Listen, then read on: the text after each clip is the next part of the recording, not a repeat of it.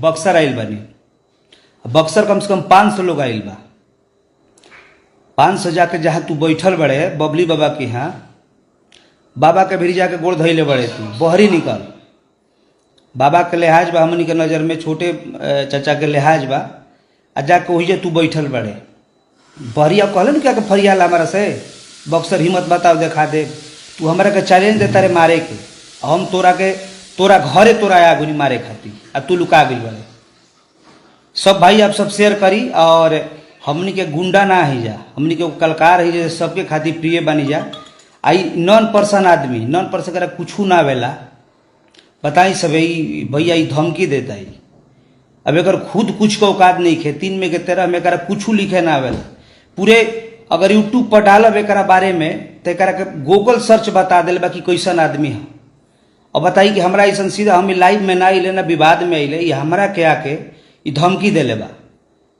ई धमकी दे कलाकार के साथ चुनौती देता था। आप सब बहुत सारे भाई हमारे कलाकार बड़े आज हमरा के चुनौती देता रहे, काल के हुआ के देवे, परसों के हुआ के देवे। अतना तू बड़ा गुंडा भइल बड़े ना, अतना बड़ा तोरा भी बाहुबल बाकी तू केहू के चुनौती दे देबे।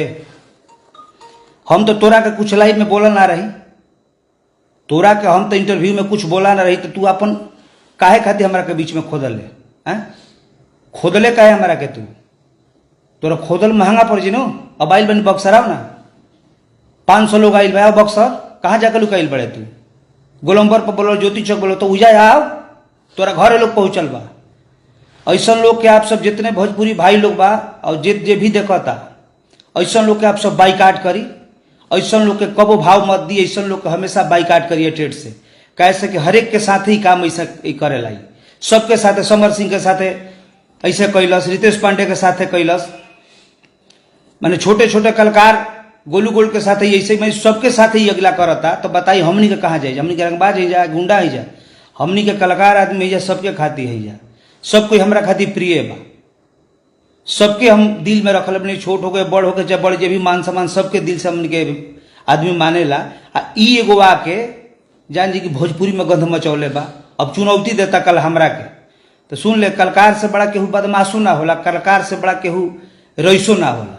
कैसे कलाकार प्रेम के भाव वाला आदमी होला। तो ये से ऐसा लोग के आप सब बाइकाट करी। एकरा के हमेशा गूगल पर डालब, एक नाम तो एक नाम अजी कोठा पुत्र। ऐसा नहीं भोजपुरी के अथी धरातल में गिरा के रखले भाई, एक पूछावे ला ना। हम बोला ला चाहते रही भैया बाकी चुनौती दिल शाम के कि तोर हिम्मत बा, पटना स्टूडियो बोलौल तो वही भाग गई। ओकर बाद बोलौल कि बक्सर तू आ, तो बक्सर हम पहुँचनी हम।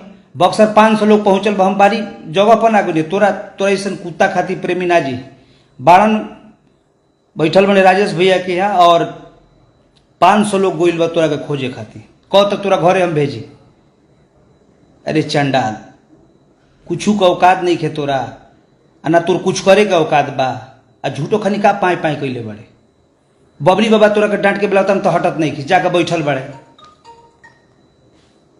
तोरा सोचे के चाहे कि केकरा से पंगा लेते। कलकार से कबो पंगा मत ले। तू राइटर ना हईस आ ना ए लाइन के हईस, तू चोर आदमी हईस।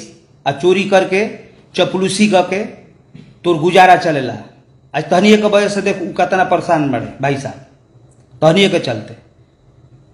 हमारा खातिर सब कोई प्रिय बा, ना जात बा ना, सबसे हमारा प्रेम बा। पंडित जी होकस, बाबू साहब यादव जी, हर एक लोग हमरा के मानेला। हम ऐसा कलाकार के हमारा केहू से जलनशीलता ना रहेला। आ ई जब से हमारा के बोल के 2 बारी टारगेट कैलस। आप सब